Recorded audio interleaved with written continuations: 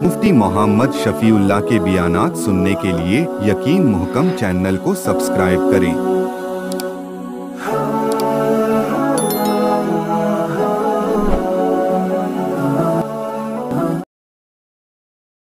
नहमदुहु व नुसल्ली अला रसूलिहिल करीम। अम्मा बअदु फ़अऊज़ु बिल्लाहि मिनश शैतानिर रजीम। बिस्मिल्लाहिर रहमानिर रहीम। व इज़ वाअदना मूसा 40 लैलतन थुम्मा इत्तख़ज़्तुमुल इज्ला मिन बअदिही व अंतुम ज़ालिमून। सदक़ल्लाहुल अज़ीम। अल्लाहुम्मा सल्लि अला मुहम्मदिन व अला आलि मुहम्मद कमा सल्लैता अला इब्राहीम व अला आलि इब्राहीम इन्नका हमीदुम मजीद। अल्लाहुम्मा बारिक अला मुहम्मदिन व अला आलि मुहम्मद कमा बारकता अला इब्राहीम व अला आलि इब्राहीम इन्नका हमीदुम मजीद। साबिक़ा दर्स में हम यहाँ तक पहुँचे थे कि हज़रत मूसा अलैहिस्सलाम बनी इसराइल को लेकर वादी तीह में पहुँचे और 40 साल तक वादी तीह में रहे और अल्लाह रब्बुल इज़्ज़त ने गायब से इनकी किफ़ालत फरमाई। आसमान से नुज़ूल मनो सलवा होता था और भी बहुत सारी अल्लाह की रहमतें और इनामात इन पर थे। आज की इस आयत मुबारका में अल्लाह रब्बुल इज़्ज़त ने हज़रत मूसा अलैहिस्सलाम का कोहे तूर पर जाना और तौरात की तख्तियाँ लेने का तज़किरा फरमाया और ये इरशाद फरमाया कि जब हज़रत मूसा अलैहिस्सलाम ने 40 दिन का चिल्ला फरमाया और पीछे से तुमने बछड़े को माबूद बना लिया। हुआ ये कि हज़रत मूसा अलैहिस्सलाम जब कोहे तूर पर तशरीफ़ ले गए तौरात की तख्तियाँ लेने। तौरात का माना है कानून, इंजील का माना है खुशखबरी और ज़बूर का माना है सहीफ़ा, कुरान का माना है बार बार पढ़ी जाने वाली किताब। तो कुछ कवानीन और उसूल ताकि हम उन उसूलों के मुताबिक ज़िंदगी गुजार सकें। जब हज़रत मूसा अलैहिस्सलाम वहाँ पर पहुँचे तो अल्लाह रब्बुल इज़्ज़त ने इरशाद फरमाया मूसा 30 दिन का एतकाफ़ करो। यहाँ 40 दिन के एतकाफ़ की बात है, वहाँ पर सूरह आराफ में 30 दिन के एतकाफ़ की बात है कि 30 दिन का एतकाफ़ करो। जब आपने 30 दिन का एतकाफ़ फरमाया पर अल्लाह ने फरमाया 10 दिन और कर लो। ये एतकाफ़ ज़ुल्क़ादा का पूरा महीना और ज़ुल्हज्जा के पहले 10 दिन थे, 40 दिन का एतकाफ़ था। अब यहाँ पर अल्लाह रब्बुल इज़्ज़त ने 40 लैला 40 रातों के एतकाफ़ का फरमाया।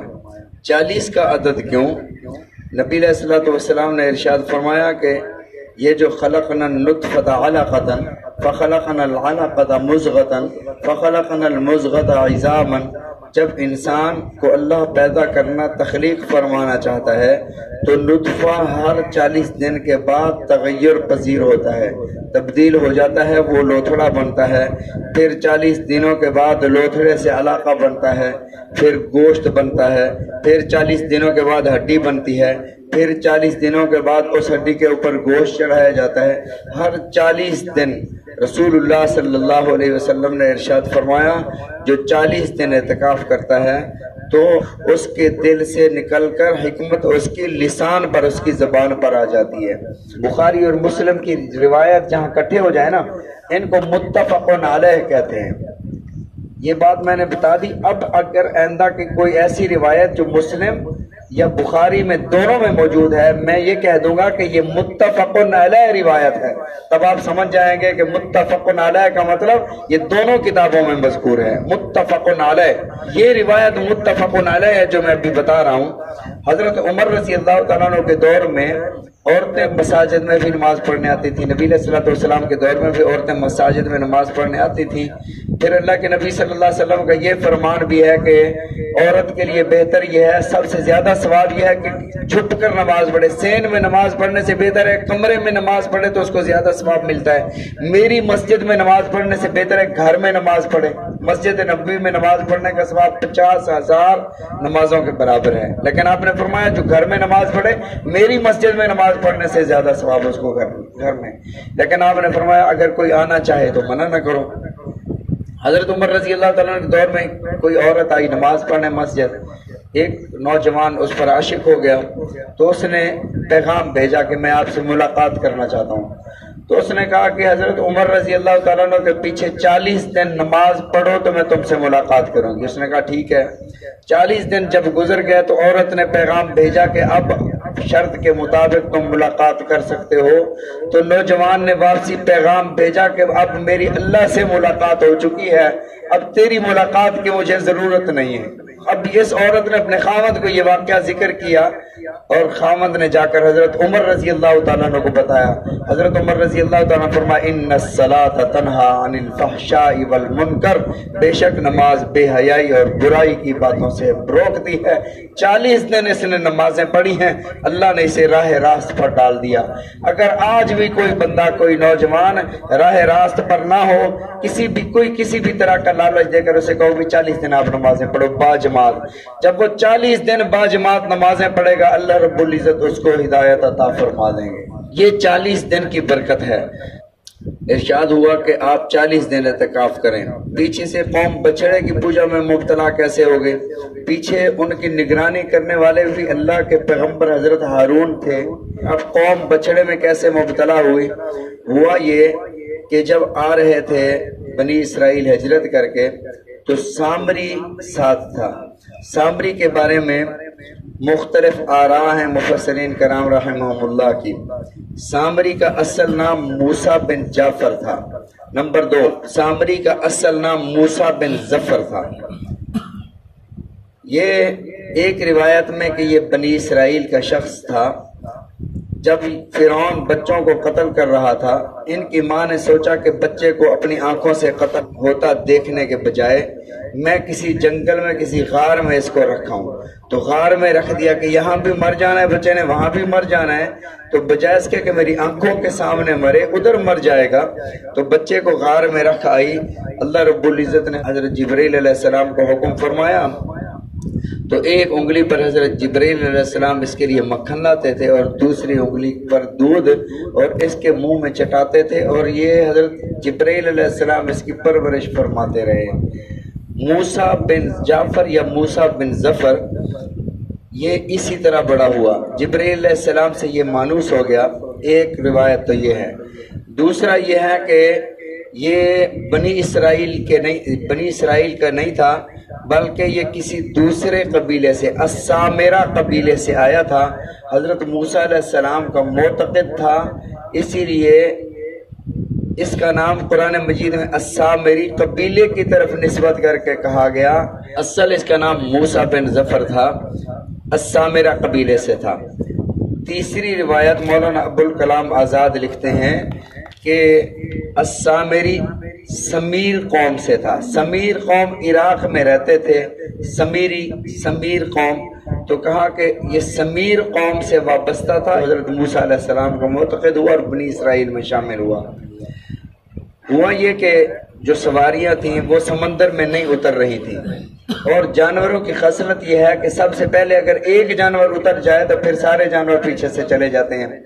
اللہ رب العزت نے دریا کے اندر جب راستے بنا دیے تو کوئی جانور اندر نہیں جا رہا تھا، تو حضرت جبرائیل علیہ السلام گھوڑے پر سوار ہو کر آگے جب انہوں نے سب سے پہلے اپنا گھوڑا ڈالا اس دریا میں تو باقی گھوڑے اور سواریاں ان کے پیچھے پیچھے چل پڑیں۔ حضرت جبرائیل علیہ السلام کے گھوڑے کے قدم جہاں لگتے تھے وہاں زمین زندہ ہو جاتی تھی، ہریالی، اور وہاں سبزہ اگاتا تھا۔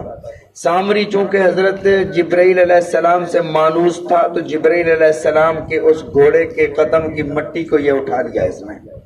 جب وہاں چلے گئے وادی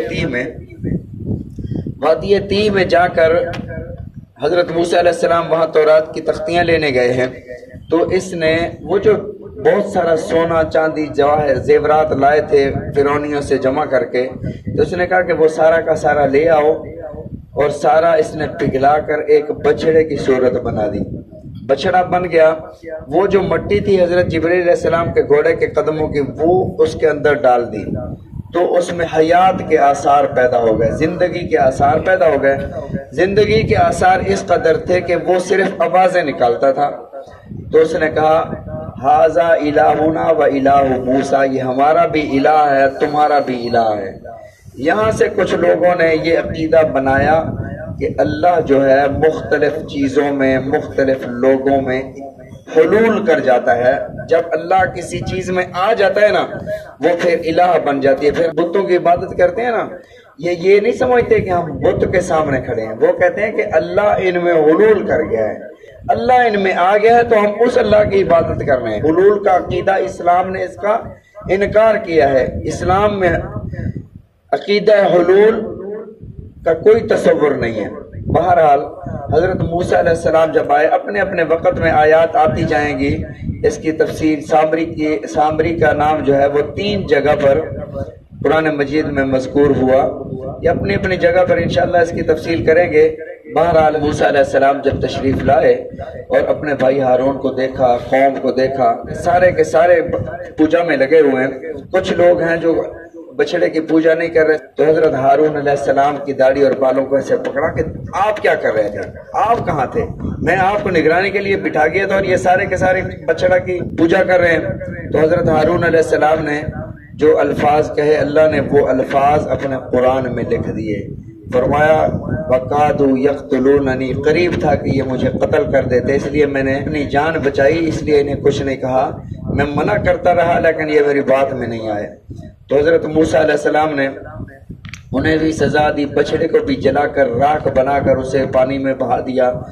اور اب بنی اسرائیل کی توبہ کا حکم تھا، وہ اس آیت مبارکہ میں اگلی آیت میں آ رہا ہے کہ اللہ رب العزت نے ان کی توبہ کو قبول کیسے فرمایا۔